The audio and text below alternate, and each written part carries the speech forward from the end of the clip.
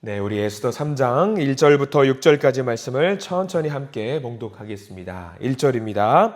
그 후에 아하수에로 왕이 아각 사람 함므다다의 아들 하만의 지위를 높이 올려 함께 있는 모든 대신 위에 두니 대궐문에 있는 왕의 모든 신하들이 다 왕의 명령대로 하만에게 꿇어 절하되 모르드게는 꿇지도 아니하고 절하지도 아니하니 대궐문에 있는 왕의 신하들이 모르드게에게 이르되 너는 어찌하여 왕의 명령을 거역하느냐 하고 날마다 권하되 모르드게가 듣지 아니하고 자기는 유다인임을 알렸더니 그들이 모르드게의 일이 어찌 되나 보고자 하여 하만에게 전하였더라. 하만이 모르드게가 무릎을 꿇지도 아니하고 절하지도 아니함을 보고 매우 노하더니 그들이 모르드게의 민족을 하만에게 알림으로 하만이 모르드게만 죽이는 것이 부족하다고 생각하고 아하수에로의 온 나라에 있는 유다인 곧 모르드게의 민족을 다 멸하고자 하더라. 아멘. 오늘 에스더 3장 말씀 가운데 하나님의 크신 은혜가 있기를 간절히 기도합니다. 우리 기도하는 마음으로 고백합니다. 하나님의 은혜가 지금 저에게 임하기를 기도합니다. 우리 옆 사람 축복하는 마음으로 하나님의 은혜가 지금 여러분들에게 임하기를 기도합니다. 아멘. 복된 날 되시길 간절히 소망합니다. 그래요. 감사합니다. 오늘 에스더 3장 말씀을 함께 보게 됩니다. 우리가 지난 시간에 에스더 1장과 2장 말씀을 통해서 알게 되었습니다. 에스더가 왕후가 되는 과정들이 사실 인간의 사고방식으로는 전혀 될 수 있는 것이 아니었다라는 것을 알게 되었습니다. 세계사의 어떤 흐름 속에서 하나님께서 분명히 만지고 있었다라는 것을 우리가 알게 됩니다. 그래서 에스더 이야기는 마치 신데렐라가 왕비가 되는 그런 것처럼 어떤 놀라운 어떤 기적의 이야기 정도로만 끝내면 안 된다라는 말씀을 나누었어요. 많은 사람들이 오해하고 있습니다. 에스더 하면은 말 뜻이 별이에요. 별. 에스더가 별. 그러니까 뭐 별처럼 빛나는 어떤 사람의 이야기를 기록하고 있는 것이 아닌가라고 생각을 할 때가 있는데 전혀 아닙니다. 힘도 없고 능력도 없는 사람이 왕비가 되었네 하면서 2장으로 끝내면 안 되는 거예요. 그러니까 에스더를 높이고자 하면은요 2장으로 그냥 끝내면 돼요. 2장을 해서 왕비가 됐으니까 짜잔 하고 왕비가 됐으니까 아 그래 대단한 일을 했구나 라고 끝낼 수가 있는데 거기서 이야기가 끝내면 안 되고요. 3장부터는 이제 본격적으로 새로운 이야기가 시작이 되어 있어요. 이 새로운 이야기 속에는 또 하나님의 일하심이 또 담겨 있거든요. 1절부터 굉장히 중요한 말씀들이 많이 담겨 있어요. 오늘 3장 말씀에는요. 옆에다가 메모해야 될 성경 말씀이 굉장히 많이 있습니다. 우리가 반드시 이래서 이렇게 됐구나 저래서 저렇게 됐구나 이야기가 많이 있어요. 많은 사람들이 궁금해해요. 아니 도대체 이 하만이라고 하는 사람들이 왜 모르드게를 시기하고 질투하고 이 모르드게가 속해 있는 그 유다인을 왜 다 죽이려고 하는가? 인사 안 했다고 죽이는 건가? 막 그런 오해를 갖고 있는 경우들이 있거든요. 그 원인을 우리가 한번 살펴볼 필요가 있을 것 같아요. 자, 1절 말씀에 중요한 말씀들이 여러 곳에서 나오는데 1절 말씀 같이 한번 천천히 읽어볼까요? 어디가 중요할까 한번 보기 원합니다. 1절 읽겠습니다. 그 후에 아하수에로 왕이 아각 사람 함므다다의 아들 하만의 지위를 높이 올려 함께 있는 모든 대신 위에 두니 이제 하만이라고 하는 악당이 등장을 합니다. 하만이라는 사람이 우리가 이 성경 말씀을 딱 보니까 아마 이때의 페르시아 왕국의 2인자쯤 되는 것 같아요. 이제 2인자쯤 되는 사람으로 등극하게 되는데 2절 말씀 이어서 보니까 모르드게가 꿇지도 아니하고 절하지도 아니했다라는 이야기가 등장을 하거든요. 근데 좀 이상합니다. 모든 대신 위에 두고 뭐 이 나라의 2인자쯤 되는 사람이라고 한다면은 지나가다가 만나면 인사할 수 있는 거예요. 절할 수도 있는 거예요. 무려 나라의 서열 2위라고 한다면은 머리를 조아릴 수도 있겠지요. 왕명이잖아요. 자, 아직 모르드게 이제 하만에게 절해라라고 하는 것은 왕명입니다. 근데 이 모르드게라고 하는 사람이 무슨 깡인지 모르겠지만 이 사람 사회생활 정말 못하는 것 같아요. 그냥 인사하면 되는 거예요. 인사하면 되는 건데 인사를 하지 않습니다. 절하지 않습니다. 도대체 왜 절을 하지 않는 것일까? 왜 이렇게 해서 고위공직자의 서열 2위 사람의 신경을 막 간지럽히고 긁는 것일까? 이유가 있습니다. 분명히 이유가 있어요. 왜 절을 하지 않았는지 4절에 좀 근거가 될 수 있는 내용이 살짝 나오거든요. 4절 볼게요. 4절입니다. 날마다 권하되 모르드게가 듣지 아니하고 그 뒤에가 중요합니다. 자기는 유다인임을 알렸더니 거기 반드시 밑줄을 그어야 돼요. 자기가 유다인임을 알렸다라고 나와 있어요. 아니 유다인이 뭐 큰 이유가 되나? 유다인이면 고위 관료에게 나라의 2인자에게 절하지 않아도 되나? 왕명을 거역해도 되나? 조금 이상해요. 왜 이럴까? 여기까지만 봐도 이상하잖아요. 굉장히 이상해요. 그리고 이 인사를 하지 않았다라는 소식을 들었던 하만의 반응을 좀 보세요. 5절과 6절도 우리가 방금 읽었는데 이 5절과 6절 하만이 분개할 이유가 사실 인사 안 했다고 분개한다. 그것도 좀 이상해요. 5절과 6절 제가 한번 읽어드립니다. 5절 하만이 모르드게가 무릎을 꿇지도 아니하고 절하지도 아니함을 보고 매우 노하더니 6절 그르디 모르드게의 민족을 하만에게 알림으로 그 민족이 어떤 민족인지 알리는 거예요.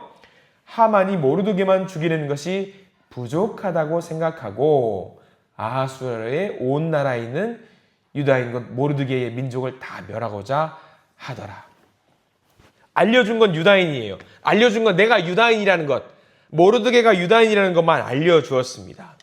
근데 이 하만이 그 소식을 듣고 어허 그래? 유다인이라고? 내가 가만 보니까 인사를 하지 않았던 모르드게만 잡아서 죽이려고 했는데 아니네. 유다인이라는 소식을 들으니까 내가 가만히 있을 수가 없네. 다 없애버려야 되겠네 라고 생각을 한단 말이에요. 뭔가 좀 이상하죠. 근데 다시 1절로 돌아가면은 중요한 표현이 등장을 합니다. 반드시 여기도 밑줄을 그어야 됩니다. 1절 보면은 그 후에 아하수에로 왕이 아각 사람이라고 해요. 아각 사람. 그 아각 사람이라는 그 표현에다 반드시 밑줄을 그어야 돼요. 아각 사람. 혹시 아각이 기억나시는 분들이 계시면 대단한 분이거든요. 아각이 어떤 사람인지 잘 알아야 되는데 오늘 그것을 좀 살펴보려고 해요. 아각은요. 옆에다가 메모해 두시면 좋습니다. 아말렉의 후손입니다. 아말렉의 후손. 아말렉의 후손이에요. 아말렉 족속하면은 어디서부터 거슬러 올라가야 되냐면 숱하게 이스라엘 백성들을 괴롭혔던 민족이 아말렉 족속이에요. 거기다 메모하십시오. 출애굽기 17장 14절 꼭 나중에 보셔요. 출애굽기 17장 14절에 전쟁이 있는데 어떤 전쟁이냐면 여러분들이 너무나도 알고 있는 아말렉과의 전쟁. 자, 이 전쟁이에요. 모세가 손을 들면 이겼던 전쟁. 모세가 팔을 내리면 졌던 전쟁이 아말렉과의 전쟁 이야기거든요. 그래서 그 전쟁을 이겨서 하나님께서 모세에게 명령을 주시는데 어떤 내용이 나와 있냐? 출애굽기 17장 14절 제가 빨리 읽어드릴게요.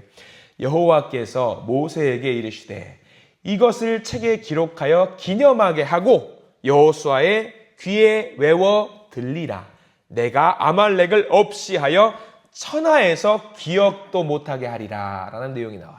그 아말렉의 후손이 누구냐? 아각 사람 하만인 거예요. 이 역사로 굉장히 이제 얽히고 설킨 이 역사가 등장을 하거든요. 그래서 이어서 출애굽기 17장 16절에 이런 말씀 그냥 듣기만 하셔도 됩니다. 이르되 여호와께서 맹세하시기를 여호와가 아말렉과 더불어 대대로 싸우리라 하셨다 하였더라. 그러면 모르드게와 하만의 지금 싸움이 단순히 개인과 개인의 싸움이 아닌 거예요. 민족과 민족의 싸움이고요.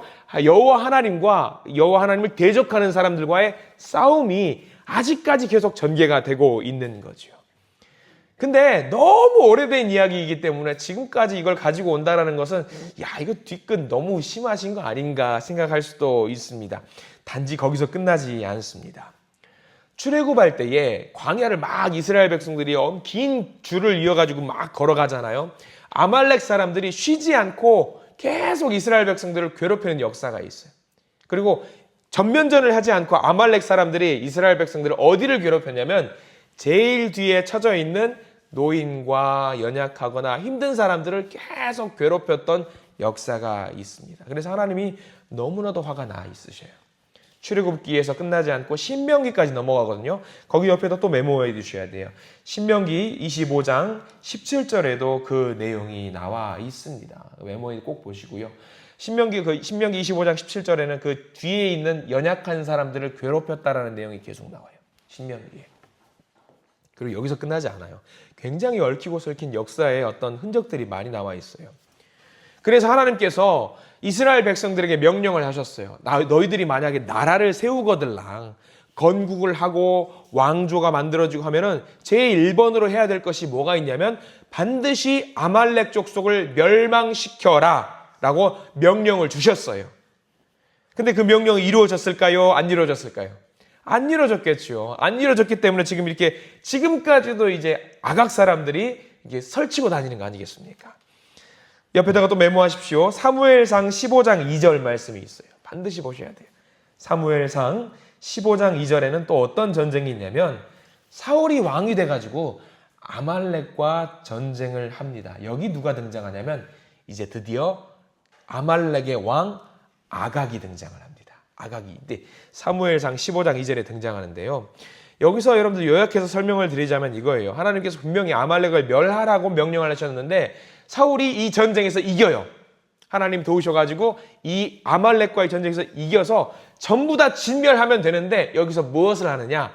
아각 그 아말렉의 왕이었던 아각을 잡아서 죽이면 되는데 죽이지 않고 포로로 사로잡아서 와요. 그리고 이때의 아말렉 족속의 좋은 물건, 진귀한 것들은 다 걷어들이고 쓸모없는 것들만 다 버려요. 다 진멸해요. 이때 하나님께서 사울에게 명령하신 말이 분명히 있어요. 다 진멸해라 그러는데 전리품 삼아서 아각을 사로잡는 일을 하게 됩니다. 사울이 여기서 하나님의 명령을 지키지가 않아요. 아각도 죽이지 않고 가장 좋은 전리품들은 남겨둡니다. 쓰잘데없는 것들은 다 이제 없애는 거죠. 그래서 하나님께서 이때에 순종하지 않았던 사울 왕의 모습을 보고 사울을 왕좌에서 내려오게 만들게 되는 거죠. 이런 역사적인 배경이 있습니다. 근데 여기서도 끝나지 않습니다. 가장 중요한 하나가 더 있어요. 왜 모르드게가 다른 민족도 아니고 다른 사람도 아니고 모르드게가 유달리 여기 나와 있는 그 아각 사람 하만을 싫어하느냐? 사울이 어떤 지파였는지 혹시 기억하셔요? 사울은 베냐민 지파입니다. 그리고 누구의 아들이냐면 기스라는 사람의 아들이에요. 이게 잘 기억하십시오. 오늘 우리가 3장 말씀을 봤지만 2장 5절을 잠깐 읽고 넘어갈게요. 역사적인 배경을 좀 보는 건데 에스더 2장 5절 말씀을 잠깐 한번 읽어볼게요. 에스더 2장 5절 말씀을 같이 읽겠습니다. 시작.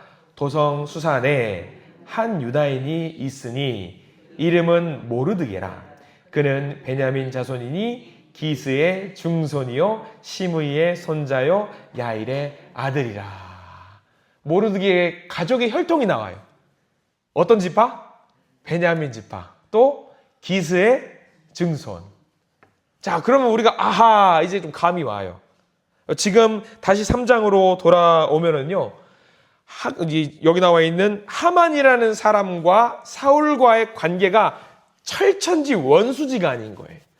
대대로 철천지 원수예요. 사울 왕, 그러니까 지금 모르드게의 선조 조상이 누가 있었냐면 사울 왕이 있었어요. 사울이 왕조로 이어질 수 있었음에도 불구하고 왕에서 떨어져 나갈 수 있었던 원인이 누구였냐면 아각이라는 사람 때문에 사울이 왕좌에서 끌어내려올 수밖에 없었어요. 그럼 모르드게 입장에서는 어떠네요? 이 하만이라는 사람은 민족의 자기 조상의 철천지 원수인 거예요. 그러면 아무리 페르시아 왕이 지금 우리나라의 2인자는 하만이기 때문에 만날 때마다 절을 하고 인사를 해야 된다라고 명령을 내렸지만 모르드게의 입장에서는 이 역사적인 배경을 모두 알고 있기 때문에 하만 이 사람한테 절을 할 수 있을까요, 없을까요? 절을 못해요. 할 수 없는 거예요. 이 철천지 원수지간인 이 하만에게 인사를 할 수가 없는 거죠. 하만도 마찬가지예요. 모르드게가 이 이야기를 인사를 하지 않는다라는 소식을 들으니까 어때 가만히 있을 수가 없는 거예요. 모르드게 한 사람만 죽이려고 했더니 가만 보니까 자기 선조의 원수가 여기 있네. 이 민족을 다 모두 없애버려야 되겠다라는 이야기가 서로 맞닿아 있는 거지요. 근데 우리는 에스더 이 3장 말씀을 통해서 이런 역사 이야기로 끝나면 절대 안 됩니다. 핵심은요, 뭐가 있냐면 하나님이 어느 편에 서 있느냐가 중요해요. 우리가 거기까지 넘어가야 돼요. 두 가문의 다툼을 다루는 내용이 아닙니다. 하나님의 역사하심을 보여주는 성경이 에스더 성경이거든요. 여기에 모르드게의 믿음이 등장하는 겁니다. 하나님이라는 단어가, 여호와 하나님이라는 단어가 단 한 번도 등장하지 않지만 우리는 이 역사적인 배경을 다 알고 나면은 모르드게가 믿음 가운데에 서 있구나. 하나님의 말씀을 받아서 서 있는 사람이 모르드게이구나라는 것을 우리는 알게 됩니다. 그냥 인사하면 되는 거잖아요. 그냥 자존심 다 내려놓고 그냥 고개 한번 까딱하면서 인사하면 한번 하면 되는 거예요. 근데 모르드게는 그것을 하지 않습니다. 왜냐하면 나는 유다인이기 때문에. 나는 유다인이고 나는 포로로 잡혀왔어도 나는 유다인이고 하나님의 사람이고 하만은 높은 자리에 있다라고 할지라도 그는 하나님께서 진멸하라고 했던 아각의 후손이다. 그것을 마음에 담아둔 거예요. 신앙이 있었던 거예요. 믿음이 있었던 거예요. 좋은 게 좋은 거지 하면서 그냥 넘어가려고 했던 그런 마음이 없었습니다. 믿음을 지키려고 했던 이 모르드게의 마음이 여기 3장 말씀에는 기록이 되어 있는 겁니다. 모르드게의 이런 결연한 의지로 인해서 유다 민족 전체가 진멸당할 위기에 처하게 됩니다. 이때 당시에는 한 민족 전체가 멸망하는 것은 한마디면 끝날 수 있는 거거든요. 우리나라 조선시대에는 삼족을 멸하라? 아니요. 이때는요, 민족 전체를 멸해라. 이게 가능했던 시기입니다. 이 일 가운데 모르드게가 나섰던 이유, 이렇게 절하지 않고 인사하지 않았던 이유, 하나님을 향한 믿음이 있었고 순종하는 마음이 있었기 때문에 이 일을 감당할 수 있었던 겁니다. 여러분, 이 3장 말씀은요, 굉장히 우리에게 중요한 의미를 담고 있어요. 우리가 명확하게 믿는 자로서 신앙을 갖고 있는 사람으로서 어떤 자리에 서 있어야 되는지 우리에게 알려주고 있습니다. 내가 먹고 살아야 되니까, 우리 가족을 지켜야 되니까, 내 자존심을 지켜야 하니까 신앙, 믿음, 그게 뭐가 중요해? 그렇게 생각하는 사람들이 분명히 세상 가운데 많이 있습니다. 그런 사람들에게 이 모르드게의 어떤 결계는요, 결연한 의지는요, 경종을 울리고 있습니다.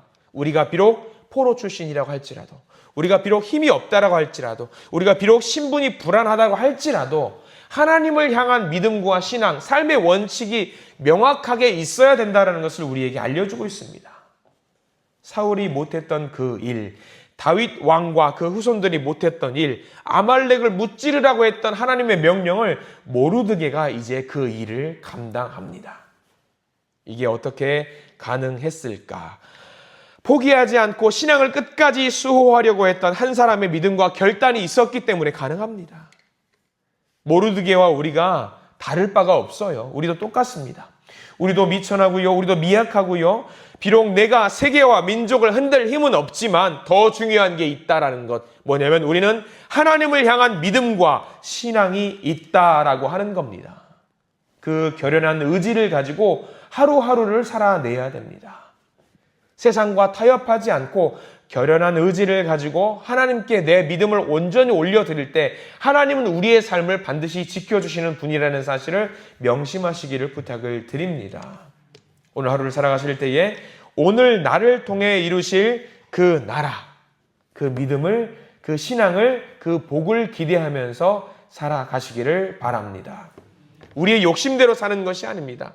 말씀대로 살아서 하나님의 영광을 이루는 주님의 백성이 되게 해주시옵소서라고 기도하시면서 오늘 하루를 살아가시기를 부탁을 드립니다. 결연한 의지를 가지십시오. 결단하십시오. 반드시 우리가 그렇게 기도할 때 하나님은 반드시 응답하시고 우리를 하나님의 일꾼으로 하나님을 기쁘시게 하는 자로 사용하실 줄 믿습니다. 그런 큰 복을 누리시는 복된 하루가 되기를 간절히 축원합니다. 기도하겠습니다. 하나님, 오늘 우리에게 이 이야기를 들려주시고 말씀을 들려주시고 믿음으로 살아라, 신앙으로 살아라, 내가 너와 함께한다, 역전의 기회는 내가 준다, 걱정하지 말고 믿음을 선택해라, 그 말씀을 해주시는 오늘 성경 말씀을 보게 됩니다. 주님, 이 아침에 우리가 결단하면서 기도하면서 나아가기를 소망합니다. 삶의 무게에 지지 않게 하시고 하나님이 주시는 사명대로 믿음대로 살게 해 주시옵소서. 주시는 말씀의 능력대로 살게 하시고 그래서 이 세상을 하나님의 말씀으로 변화시켜 나가는 주님의 사람으로 오늘도 온전히 서게 하시고 우리를 통해서 우리의 자녀손들이 변화되어서 주님께 나아가는 온전한 복도 허락해 주시옵소서. 예수님의 이름으로 간절히 기도드립니다. 아멘.